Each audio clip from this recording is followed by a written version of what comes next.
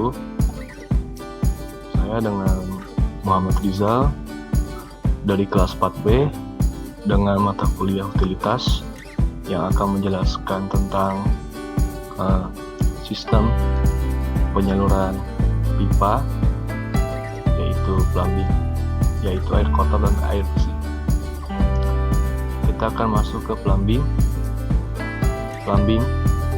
Plumbing adalah teknologi pemasangan pipa dan peralatannya untuk menyediakan air bersih dengan tekanan yang cukup dan disalurkan ke tempat yang dikehendaki, dan menjadikan sistem pembuangan air kotor dengan tanpa mencemari lingkungan sekitar sehingga tercipta kondisi higienis dan kenyamanan yang diinginkan.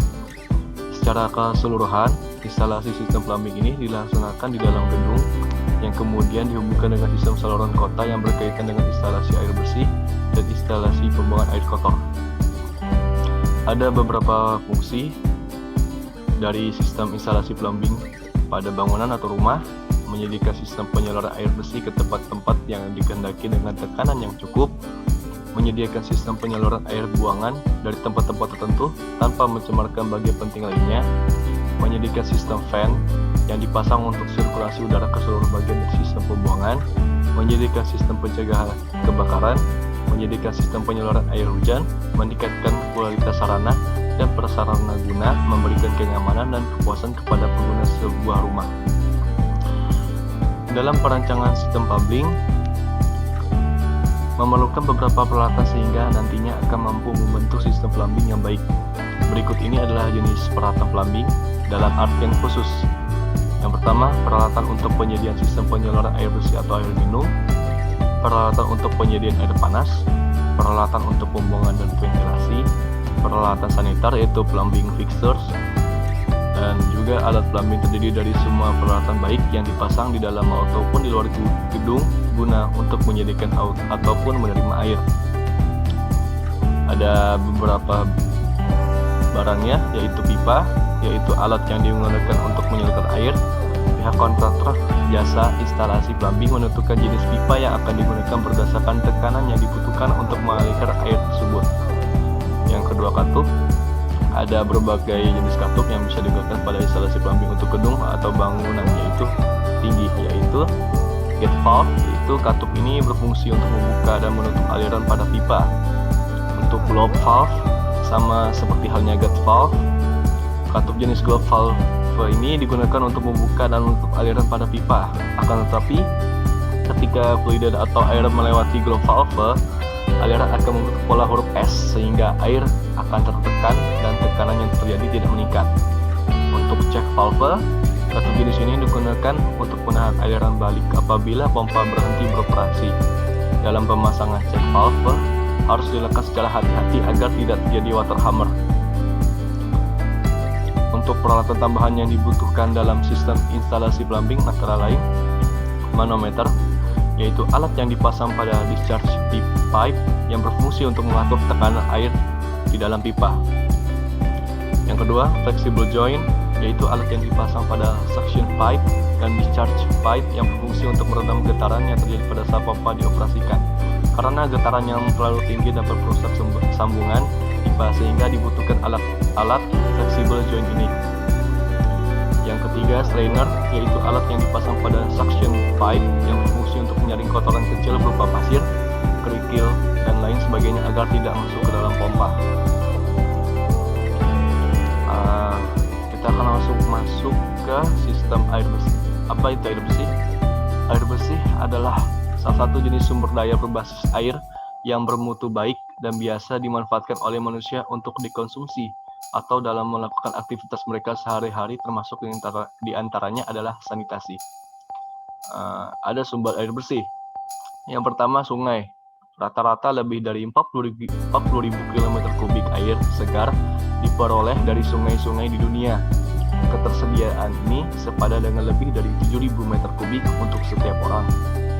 Sepintas terlihat cukup untuk menjamin persediaannya cukup bagi setiap penduduk, tetapi kenyataannya air tersebut kali tersedia di tempat-tempat yang tidak tepat. Sebagai contoh, air bersih di lembah sungai Amazon, walaupun ketersediaannya cukup, lokasinya membuat sumber air ini tidak ekonomis untuk mengekspor air ke tempat-tempat yang memerlukan. Kemudian curah hujan dalam pemanfaatan hujan sebagai sumber dari air bersih.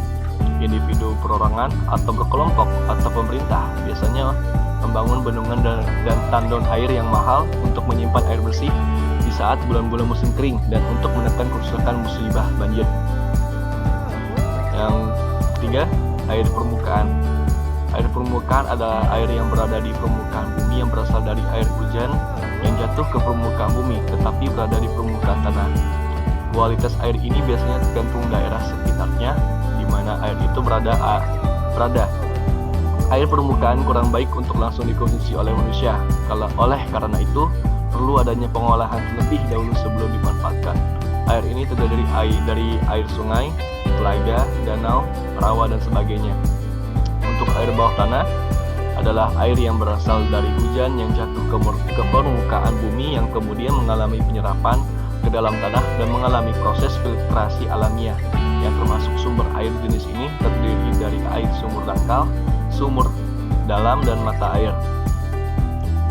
Akibat ketiadaan air bersih, program percontohan penyedia air bersih melalui sambungan saluran rumah tangga oleh USAID dan ESP.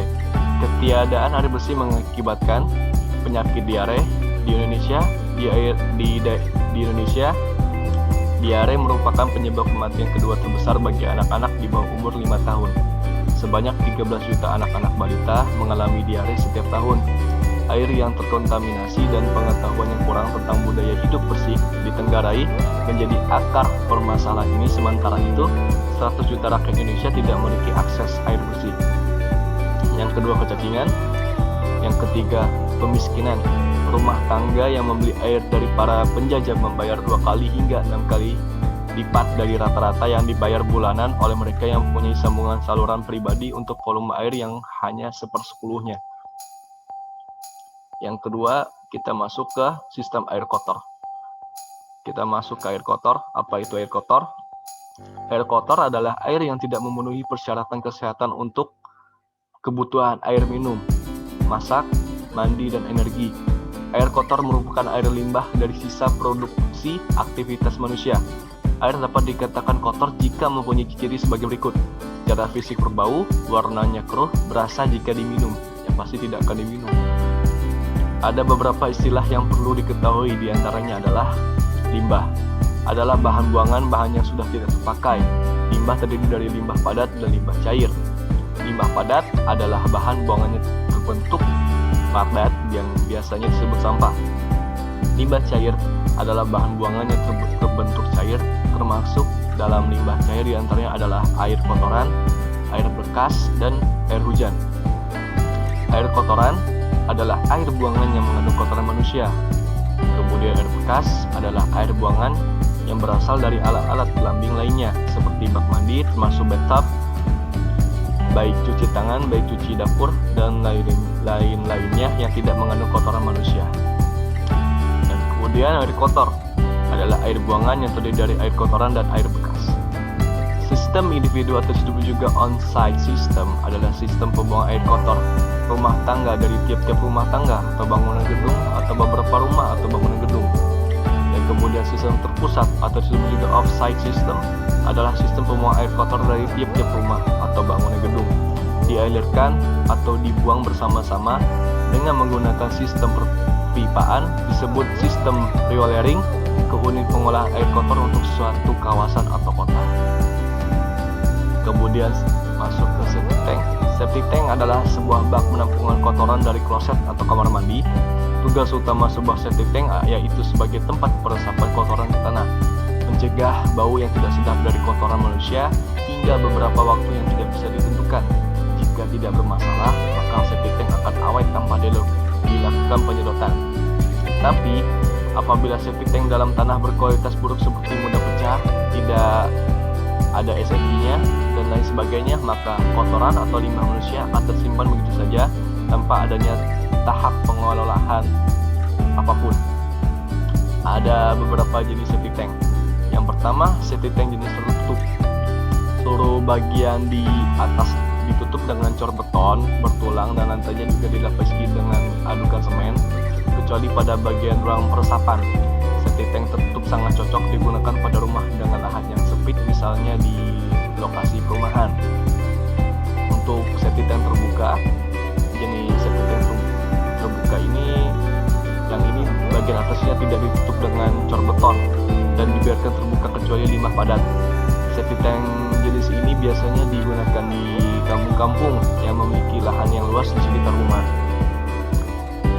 Ada 4 jenis septic tank berdasarkan bahan yang digunakan. Yang pertama, septic tank beton. Jenis septic tank berbahan beton umumnya memiliki ukuran yang besar. Beratnya sendiri mencapai sekitar 2,40 kg yang membuatnya kuat untuk menahan gaya apung ketika ditempatkan di tanah. Biasanya jenis septic tank beton sangat mudah dipasang. Yang pasti awet. Yang kedua, septic tank plastik. Jenis septic tank ini terbuat dari plastik polietilen yang lebih baik dari jenis beton dan baja karena lebih ringan dan tahan karat. Bobotnya memiliki berat sekitar 0,97 kg yang lebih kecil dari berat jenis air. Oleh karena itu, sebelum memasang tangki septic plastik harus memeriksa permukaan air di daerah tersebut atau memberikan solusi dengan penahan ke tangki sehingga mengambang atau bergesernya tangki dapat dihilangkan. Yang ketiga, septic tank fiberglass. Jenis septic tank yang satu ini dibuat menggunakan plastik yang diperkuat serat FRP. Mirip dengan tangki septic plastik, tetapi penguatan serat gelasnya itu lebih kuat. Septic tank fiberglass juga ringan dan mudah ditangani, namun karena bobotnya yang lebih ringan, tangki maka dapat menyebabkan mengambang atau bergesernya si tangki. Tetapi masalah ini bisa ditangani dengan menjangkarkan tangki ke tanah di bawahnya. Untuk yang keempat, septic tank baja. Jarang sekali penghuni rumah yang memakainya karena terlalu mahal dan daya tahannya rendah.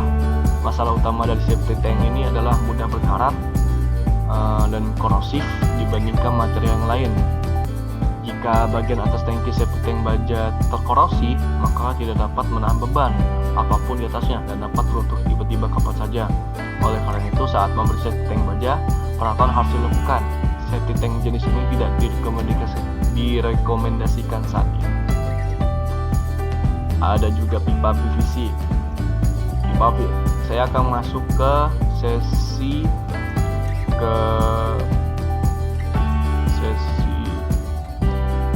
untuk sketsa rumah tentang utilitas air bersih dan air kotor. Yang saya digunakan di rumah adalah pipa PVC. Selain berfungsi sebagai saluran air buangan, pipa PVC dapat dimanfaatkan sebagai saluran air bersih. Sekalipun mengandung bahan plastik teaser, pipa PVC dipercaya tidak membahayakan kesehatan. Menggunakan pipa PVC dapat membantu Anda mengurangi biaya pengeluaran karena proses instalasi yang mudah. Seperti ini sketsanya. Pertama, ini ada pompa juga water tank. Di sini menggunakan yang saya tunjuk di sini adalah pipa PVC yang berjenis PVC kelas AW. Kelas AW ini dapat digunakan untuk mengalirkan air dari pompa atau untuk air bersih yang diberi tekanan agar dapat terdistribusi dengan baik ke seluruh unit plumbing di sebuah bangunan atau rumah. Jadi di sini ada pompa, jadi pipanya vertikal dan horizontal.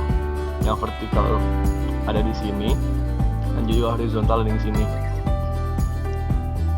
Semua tergantung saat PDAM menyediakan air juga. Ya. Dan kemudian sistem air kotornya menggunakan pipa D yang kelas D. Pipa PVC juga ini mengikat air buangan yang tidak bertekanan, contohnya untuk pembuangan air dari wastafel juga. Di sini ada wastafel, kitchen, ya dapur sink itu, dapur sama water closet, dan banyak aplikasi yang tidak membutuhkan tekanan untuk mengalirkan air di dalam pipa. Pokoknya dengan air kotor apapun itu semua dialurkan ke sini ke septic tank. Yang saya gunakan di rumah ini adalah septic tank beton. Kemudian disalurkan lagi ke sumur resapan. Sudah Pak, terima kasih. Itu saja dari saya. Assalamualaikum warahmatullahi wabarakatuh.